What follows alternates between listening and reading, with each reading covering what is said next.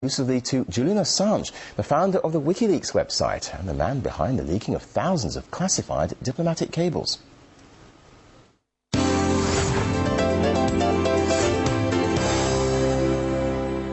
Julian, thanks for talking to RT. Now, through the course of your work, it's reasonable to assume that you have some insight into how political decisions are being made. What do you make of the recent events in the Middle East and North Africa? Do you think that we're seeing genuine social unrest, or are we seeing some kind of orchestrated revolt? And if so, who do you think is behind all this? Well, there's genuine change in some parts of the Middle East. I mean, Egypt is a clear case.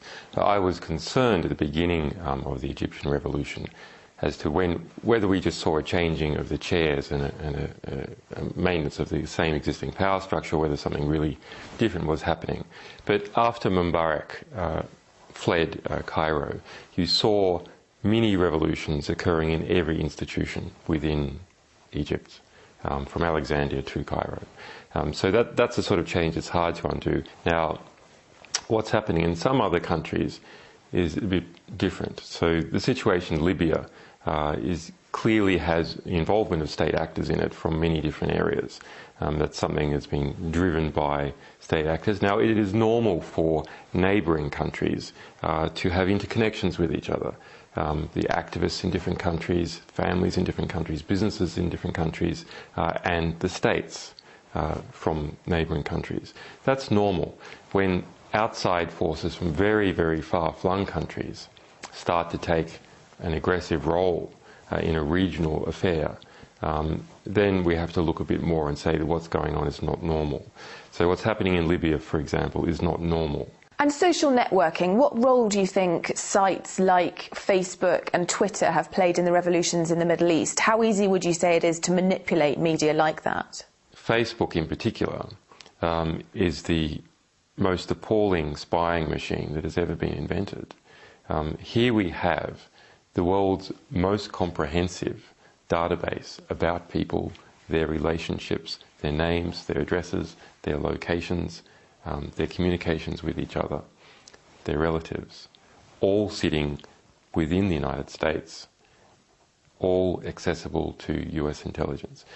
Facebook, Google, Yahoo, all these major US organizations have built-in interfaces for US intelligence.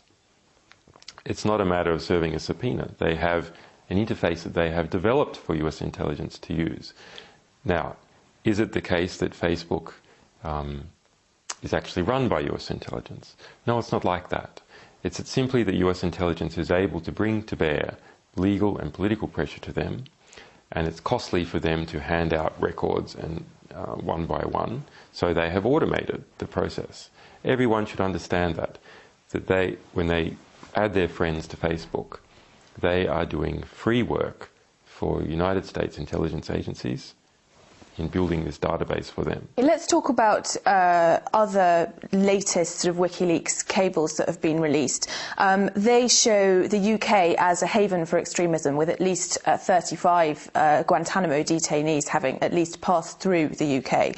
Is the UK still a haven for terrorists? No, it's still been a haven for terrorists, but it is certainly a haven for oligarchs and former regime dictators that have come here. I mean, you remember the famous Pinochet trial for the extradition of Pinochet from the UK, which the Thatcher resisted, incredibly using a lawyer that is involved in trying to extradite me from the United Kingdom. Now, part of that is perhaps good. It's an example of true liberalism in the United Kingdom. Everyone come here, we'll protect you.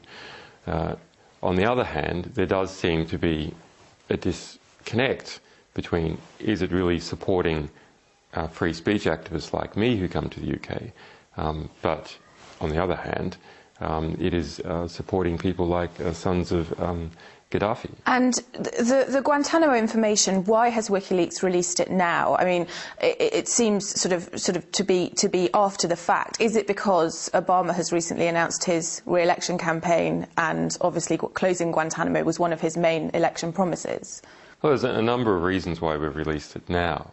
The primary one is that we are a small organisation, a very committed one, And last year we came under extraordinary attack. All these things continue to go on, and so they really dampen down our ability to move quickly and publish quickly. The timing is good. Obama has given up on closing Guantanamo and has decided to reopen the trial process.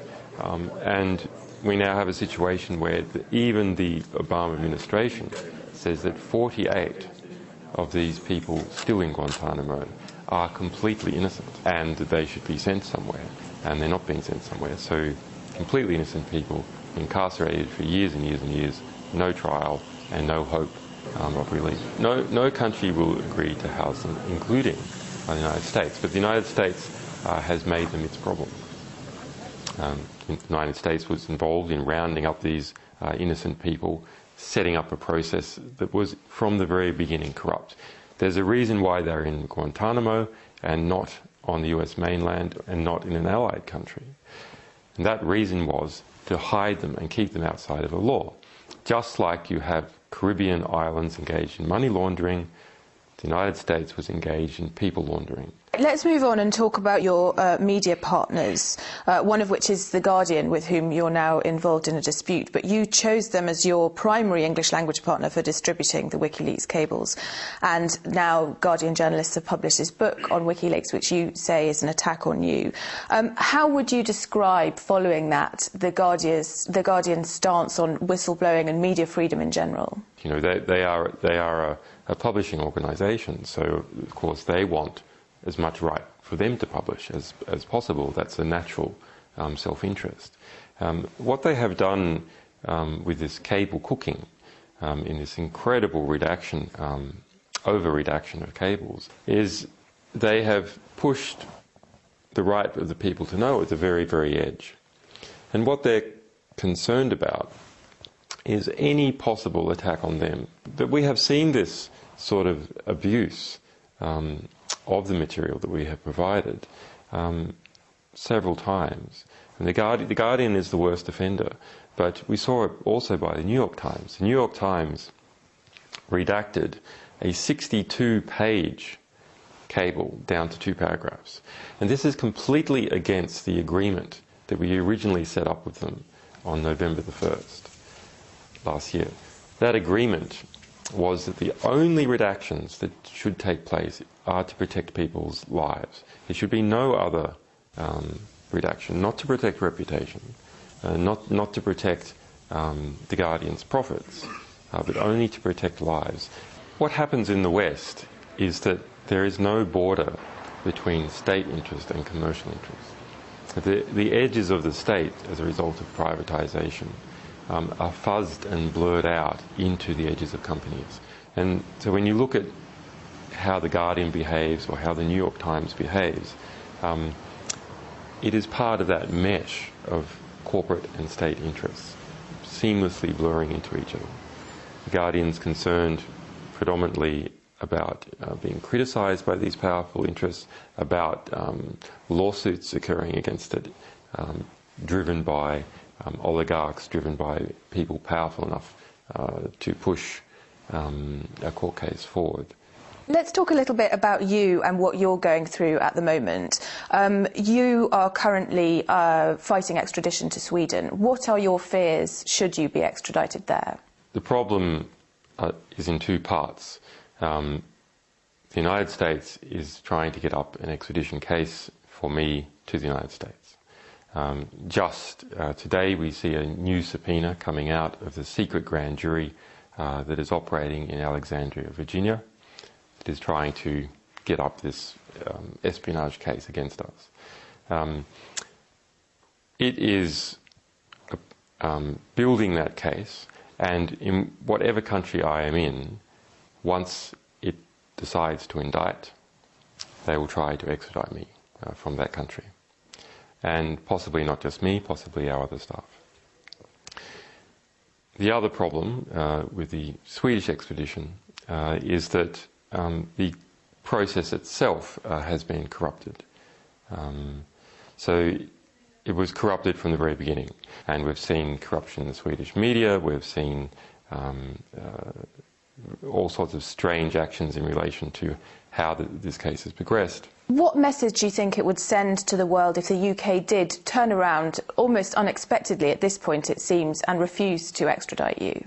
Well, it depends on to which country. So here's the sort of calculation that's going on in the United Kingdom. The United Kingdom wants to keep, at the various levels, wants to keep its good relationship with the United States. So if the UK was to reject the US extradition order, that would pose terrible problems for it. Similarly, if it was to reject the Swedish extradition order, that would pose problems for it, because it would look like it was seeking to harbour me. And this is the sort of difficult situation that Afghanistan faced, where it appeared that it was harbouring bin Laden, and as a result there was an aggressive response. So any country which appears to be harbouring us, as the United States is trying to conduct its aggressive response, faces political pressures. If the United Kingdom does attempt to extradite me to the United States, then it faces a difficult position politically, which is the bulk of the people in the United Kingdom support us. And finally, Julian, who do you consider to be your number one enemy? Our number one enemy is ignorance. And I believe that is the number one enemy of everyone, is not understanding what is actually going on in the world. It's only when you start to understand that you can make effective decisions and effective plans. Now, the question is, who is promoting ignorance? Well, those organisations that try to keep things secret, and those organisations which distort true information to make it false or misrepresentative. In this latter category, it is bad media. It really is my opinion that the media in general are so bad, we would have to question whether the world wouldn't be better off without them altogether. They're so distortive to how the world actually is, that the result is we see wars and we see corrupt governments continue on. One of the hopeful things that I've discovered is that nearly every war that has started in the past 50 years has been a result of media lies. The media could have stopped it if they had searched deep enough. If they hadn't reprinted government propaganda, they could have stopped it. But what does that mean? Well, that means basically populations don't like wars. And populations have to be fooled into wars. Populations don't willingly and with open eyes go into a war. So if we have a good media environment, then we'll also have a peaceful environment. Julian Assange, thank you very much.